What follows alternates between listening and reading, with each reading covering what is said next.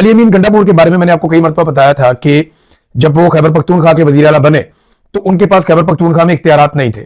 इख्तियारात बहुत कम थे, चंद चीजें वो कर पाते थे, कुछ चीजें वो नहीं कर पाते थे। वो अपनी मर्जी से चीफ सेक्रेटरी तब्दील करना हो, ट्रांसफर पोस्टिंग हो या बहुत सारे मामला हो, वो अली अमीन गंडापुर नहीं कर पा रहे थे। और उसके बाद जब सुहेल अफरीदी साहब आए तो ये तवक्को की जा रही थी कि शायद ये कंट्रोल हो जाएगी ब्यूरोक्रेसी। लेकिन मैं आपको जिम्मेदारी के साथ एक खबर दे रहा हूं कि ब्यूरोक्रेसी की एक बड़ी तादाद को और पुलिस के सीनियर अफसरान को और बहुत सारे इदारों को वफाक और एस्टेब्लिशमेंट कंट्रोल करने की कोशिश कर रहे हैं। और सिर्फ कोशिश नहीं कर रहे, वो बहुत हद तक कामयाब भी हैं। हत्ता कि एंटी करप्शन को मजबूर किया जा रहा है कि वो खैबर पख्तूनख्वा के वज़रा के खिलाफ इस वक्त मुकदमात बनाए। यानी एंटी करप्शन के कुछ लोगों के ऊपर यह दबाव डाला जा रहा है और आने वाले दिनों में एंटी करप्शन में कुछ रद्दोबदल करने के बाद आप देखेंगे कि मुकदमा शायद बनाए भी जाए। सुहेल अफरीदी साहब के पास भी उस तरह से इख्तियारात नहीं है जिस तरह अली अमीन गंडापुर साहब के पास नहीं थे। और हालात बहुत पतले हैं क्योंकि देखिए ताकत का यहां कानून चलता है, एस्टेब्लिशमेंट का सिक्का चलता है। एक छोटा सूबा है, फिर जो एक पॉलिटिकल पार्टी है वो गैर रवायती पॉलिटिकल पार्टी है, कोई खानदानी पॉलिटिकल पार्टी नहीं है, मिडिल क्लास से उठ के एक वजीर आला बना है और पूरा निजाम उससे लड़ने में लगा हुआ है। ऑफिसर जो है वो बात मानते नहीं है बहुत सारे, यानी कोई ना कोई बहाना या कोई ना कोई चीज होती है। कोशिश ये की जा रही है कि खैबर पख्तूनख्वा के अंदर गवर्नेंस के मॉडल को फेल किया जाए, लेकिन इसके बावजूद बड़ी उनकी ये कामयाबी है कि वो कुछ ना कुछ करते रहते हैं, कोई ना कोई एक्टिविटी करते रहते हैं और अपने विजन के मुताबिक, अपने मंशूर के मुताबिक वो अपनी बाकी सूबों की निस्बत अच्छी कारकर्दगी दिखाने की कोशिश कर रहे हैं, रोड़े अटकाए जाने के बावजूद। ये उनकी अपनी एक पर्सनल कैपेसिटी है और बड़ी बात है इस माहौल में काम करना। सुहेल अफरीदी साहब ने ऑपरेशन को रुकवाने की हर मुमकिन कोशिश की है। ये जो खैबर पख्तूनख्वा में ऑपरेशन हो रहा है इसको रोकने की उन्होंने सारी कोशिशें की। सुहेल अफरीदी ने, इन्होंने असेंबली के अंदर बात की, सड़कों के ऊपर बात की, अदालतों में खड़े होकर बात की, अडयाला के बाहर खड़े होकर बात की, इसके ऊपर इन्होंने बाकायदा जरगा बुलाया, उसके अंदर बात की, जलसों में खड़े होकर इस पर बात की। लेकिन यह सिस्टम टस से मस नहीं हुआ, बल्कि सिस्टम ने फैसला कर लिया कि उन्होंने ऑपरेशन करके रहना है और वादिय तीरा को खाली करवाया जा रहा है।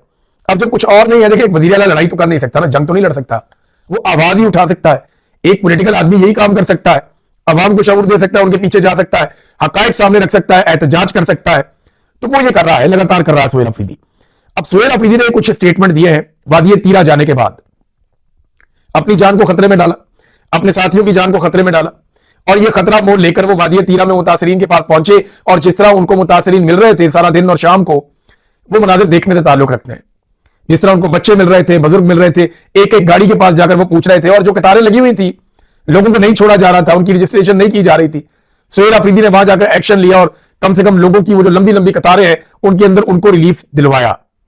अब सुहेल अफरीदी साहब ने कहा कि ऑपरेशन का ऐलान करके अवाम को दुख और तकलीफ में झोंक कर बेसहारा छोड़ दिया गया। मैं इनका असल चेहरा अपनी कौम के सामने बेनकाब करूंगा। मैं आपसे हमेशा सच बोलूंगा, आपकी तकलीफ मेरी तकलीफ है, मुतासिरा अवाम का तहफ़्फ़ुज़ और इज्जत अब मेरी बराह रास्त जिम्मेदारी है। फिर इसके बाद सुहेल अफरीदी ने कहा कि यह फौजी ऑपरेशन बंद कमरों में किए गए फैसलों का नतीजा है, जिसे हम पर बंदूक और बदमाशी के जरिए मुसल्लत किया गया है। नाकाम पॉलिसी पर सवाल उठाने वालों को कभी दहशतगर्दों का हामी और कभी स्मगलरों के साथ जोड़ दिया जाता है, जो सरासर नाइंसाफी है। इन पॉलिसियों की मुखालफत की वजह से इन्हें और इनकी कौम को निशाना बनाया जा रहा है, क्योंकि सब जानते हैं कि इनके सीने में अपने अवाम का दर्द है। ये बात जो सुहेल अफरीदी साहब ने अपने लोगों के बारे में वहां पे खड़े होकर ये बात की। फिर सुहेल अफरीदी ने मजीद वहां पे कहा कि तीरा के अवाम के साथ जो कुछ हो रहा है वो नाकाबिल कबूल है। बार बार नाकामी के बावजूद बंद कमरों में किए गए फैसले मुसल्लत किए जा रहे हैं। हालांकि 22 बड़े और 14,000 से ज्यादा छोटे ऑपरेशन के बाद भी अमन की कोई जमानत मौजूद नहीं है। तो काफी सुहेल अफरीदी ने आवाज उठाने की कोशिश की है। अब खैबर पख्तूनख्वा की असेंबली को, बाकी असेंबलियों को, सेनेटर्स को, हर जगह पे इसके ऊपर बात करनी चाहिए और बाकायदा एस्टेब्लिशमेंट को जवाबदेह बनाना चाहिए कि बताइए कि पिछले जो ऑपरेशन हैं उनके नतीजे में आपने क्या हासिल किया और इस ऑपरेशन के नतीजे में क्या हासिल करेंगे, आदाब क्या है और आपने हासिल क्या किया और लोगों की तकालीफ का अजाला कैसे होगा। नाज़रीन, असद उमर साहब ने एक स्टेटमेंट दिया, वैसे गैर जरूरी बयान है, ऐसे बयान से इज्तनाब करना चाहिए। पहले वो कंट्रोवर्सी में उन्होंने कहा कि अवाम सुहेल अफरीदी के लिए नहीं, इमरान खान के लिए निकली है। ये कराची की अवाम के बारे में वो कह रहे हैं कि अवाम सुहेल अफरीदी के लिए नहीं बल्कि इमरान खान के लिए निकली है। तो सुहेल अफरीदी ने कब कहा कि अवाम उसके लिए निकली है? बल्कि सुहेल अफरीदी तो खुद इमरान खान के लिए निकला है और अवाम के साथ निकला है। ये अजीबोगरीब मंतक है, अजीबोगरीब चीज है। इस किस्म की कंट्रोवर्सी पैदा करने की जरूरत क्या है इस वक्त?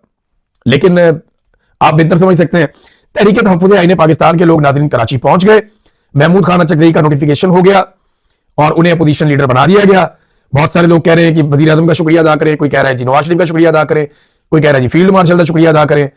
और लेकिन शुक्रिया तो इमरान खान साहब का अदा करना चाहिए, जिन्होंने उन्हें नामजद किया और एक सीनियर सियासतदान को, बलूचिस्तान के पसमानदा इलाके से एक शख्स को उन्होंने कहा जी बनाओ इसको अपोजिशन लीडर, और फिर वो अपोजिशन लीडर बना। महमूद खान अचकजई साहब ने एक फॉर्मूला दिया, लेकिन अपोजिशन लीडर तो बनाना उनका इस्तेहकाक है अपोजिशन का, वो जिसको मर्जी बनाए, इसमें तो हुकूमत का लेना देना ही कोई नहीं है। शर्त सिर्फ एक है कि वो एमएनए होना चाहिए, और अगर सूबाई असेंबली में है तो एमपीए होना चाहिए, और अगर सेनेट में है तो सेनेटर होना चाहिए। तो महमूद अचकजई साहब उस शर्त पे पूरा उतरते हैं। तो फिर क्या वजह है कि महमूद अचकजई साहब को अपोजिशन लीडर बनाने पे भी क्रेडिट लेने की कोशिश की जा रही है? भाई ये जो 4-5 महीने उनको नहीं बनाया, इसका क्रेडिट किसको देना है? कि पिछले 5 महीने जब 27वीं आईनी तरमीम करके आइन का गला घोंट दिया गया, उस वक्त अपोजिशन लीडर ही था पाकिस्तान में, वो जिम्मेदारी किसके सर पे जाएगी? आज क्रेडिट लेने के लिए सारे आ गए, भाई पिछले 5 महीने एक पाकिस्तान के अंदर अपोजिशन लीडर ही नहीं था, वो क्रेडिट भी तो लेना आप कि आप लोगों की वजह से नहीं था। महमूद खान अचकजई साहब ने जो स्टेटमेंट दिया उसमें उन्होंने एक लाइन ऑफ एक्शन दिया, पाकिस्तान आगे बढ़ सकता है अगर मुज़ाकरात करने हैं तो।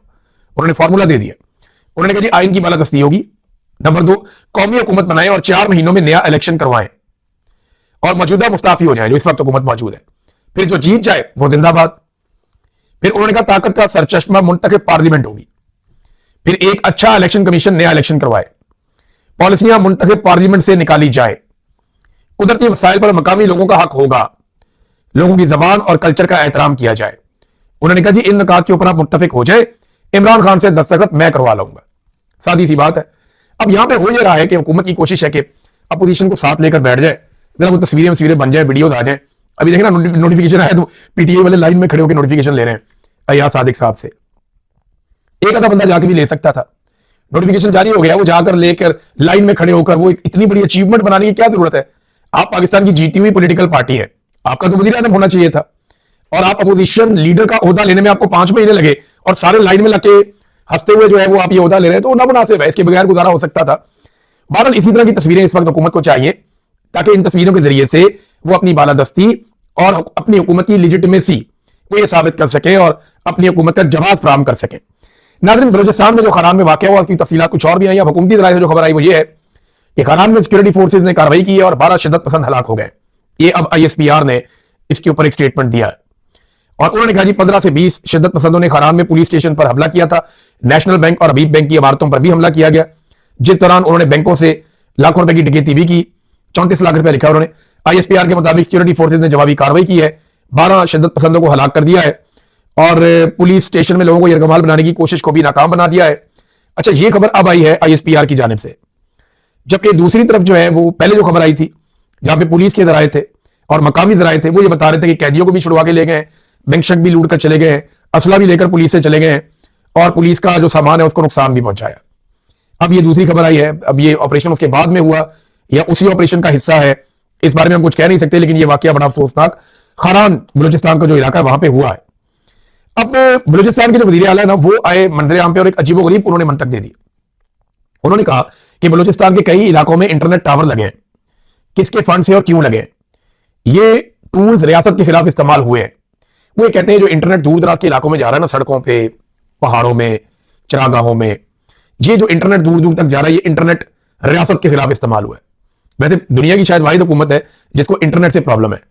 इंटरनेट जदीद दुनिया का एक टूल है ना, इससे कनेक्टिविटी पैदा होती है, इससे राब्ते जन्म लेते हैं, इससे लोग तरक्की करते हैं, लेकिन हमारे यहां कहते हैं इससे दहशतगर्दी आती है। आप इंटरनेट बंद करके दहशतगर्दी रोकेंगे? आपको बंदूकों की और सामान की स्मगलिंग रोकनी चाहिए, आपको गैर कानूनी गाड़ियों, गैर कानूनी असले की स्मगलिंग रोकनी चाहिए, उससे दहशतगर्दी रुकेगी। आपको बॉर्डर के ऊपर कंट्रोल करना चाहिए, आपको अपनी रेट कायम करनी चाहिए, हर जिले के अंदर आपकी रेट होनी चाहिए। अब इंटरनेट बंद कर देंगे तो इसका मतलब तो यह है कि आपने ये तस्लीम कर लिया कि जिन इलाकों में हुकूमत का राज नहीं है वहां पे हम इंटरनेट भी नहीं जाने देंगे। ये बड़ी अजीब मंतक है। रियासत जो होती है उसकी जिम्मेदारी होती है, जो आदमी अकेला भी ट्रैवल कर रहा है दूर दराज इलाकों तक, तो जदीद दुनिया में रियासत की जिम्मेदारी है कि वो जब चाहे अपना फोन निकाले और राब्ता कर सके। इससे लोग अपने आप को सिक्योर महसूस करते हैं। लेकिन इन्हें लगता है कि इंटरनेट को इनके खिलाफ इस्तेमाल किया जाता है, तो ये रियासत की कमजोरी है जो अपनी रेट साबित नहीं कर पा रही बदकिस्मती से। और बलूचिस्तान में, सिंध में वैसे भी पीपल्स पार्टी की हुकूमत है। अब बिलावल की तारीफें की हैं अफसार आलम ने।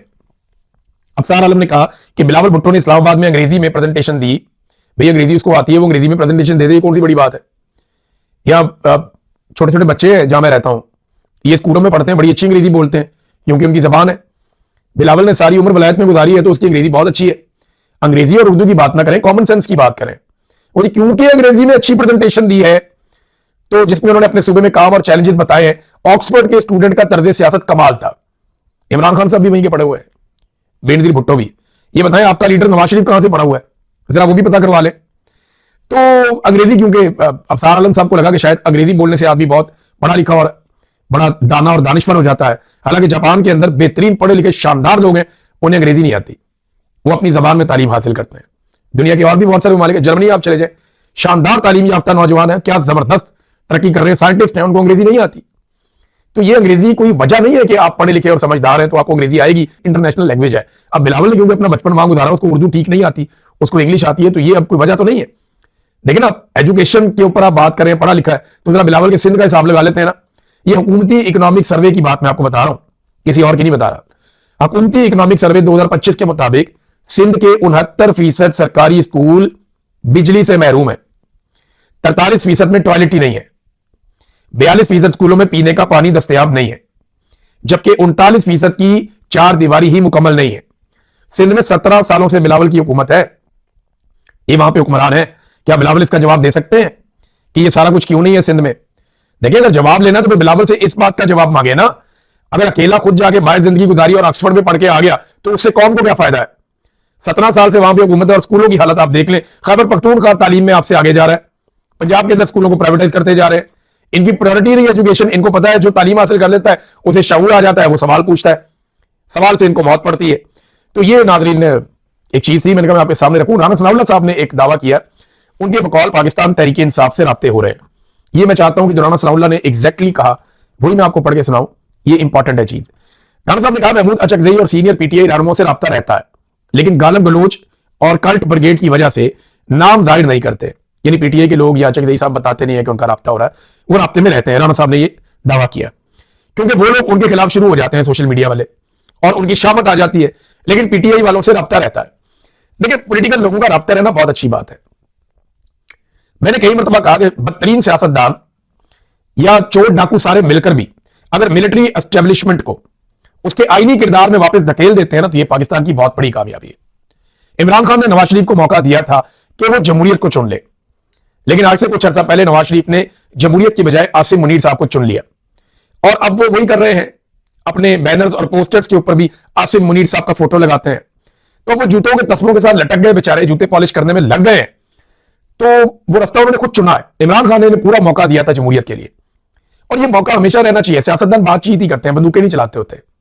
हाँ, अगर बातचीत इस बात पे हो जाए या इस नतीजे पे ये कभी भी अपनी बातचीत के बदले में पहुंच जाए कि पाकिस्तान की मिलिट्री एस्टेब्लिशमेंट को उसके आईनी किरदार में रखना है और पाकिस्तान के सियासतदान और सियासी जमातें फैसला करेंगी कि पाकिस्तान कैसे चलेगा, मुल्क को आहिस्ता आहिस्ता सिविलियन सुपरमेसी की तरफ ले जाएं, तो ये तो बड़ी कामयाबी हो जाएगी।